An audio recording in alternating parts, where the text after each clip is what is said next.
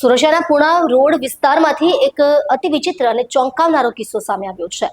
અહીં એક પરિવારે પોતાની પૂજા સામગ્રી સાથે ભૂલથી 2 લાખ રૂપિયાની રોકડ રકમ પણ કેનાલમાં વહાવી દીધી હતી। જોકે સમયસરની ચેતવણી અને ફાયર વિભાગની ત્વરિત કાર્યવાહીના કારણે આખરે ભારે જહેમત બાદ આ રકમ પાણીમાંથી બહાર કાઢવામાં આવી।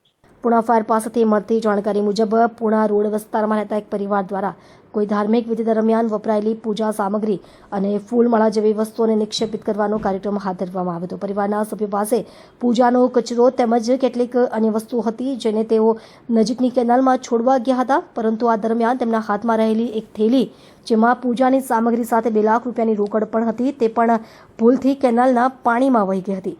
થેલી પાણીમાં તણાતી જોઈને પરિવારમાં હાહાકાર મચી ગયો હતો। તેમને તરત જ ખ્યાલ આવી ગયો કે પૈસાવાળી થેલી પણ ભૂલથી વહાવી દીધી છે। તાત્કાલિક પોલીસ તેમજ ફાયર વિભાગને જાણ કરવામાં આવી। સૂચના મળતા જ ડુંબાલ ફાયર સ્ટેશનની ટીમ તાત્કાલિક ઘટના સ્થળે દોડી ગઈ હતી। ફાયર કર્મચારીઓએ પરિસ્થિતિની ગંભીરતા પારખી તાત્કાલિક કામગીરી શરૂ કરી દીધી હતી કે નાનું પાણી ઘૂંઘવાટા ભર્યું અને ઊંડું હોવાના કારણે રોકડ શોધવી અત્યંત પડકારજનક હતી।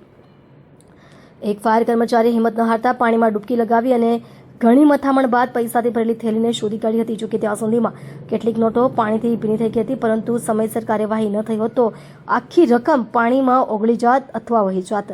ફાયર વિભાગની આ ઝડપી કાર્યવાહી અને જહેમત બદલ સ્થાનિક લોકો અને પરિવારના સભ્યોએ આભાર વ્યક્ત કર્યો હતો। ભીની થઈ ગયેલી નોટોને સૂકવવાની સલાહ પણ આપવામાં આવી છે જેથી તેનો ઉપયોગ કરી શકાય। આ બનાવ પછી પરિવારે રાહતનો શ્વાસ લીધો છે। Sub officer Sunil Chaudhary Dumbal fire station control message मुजब 3:21 कॉल મળતા દાગીના અને પૈસા નેરમાં પૂજાની સામગ્રી સાથે અંદર પડી ગયા છે।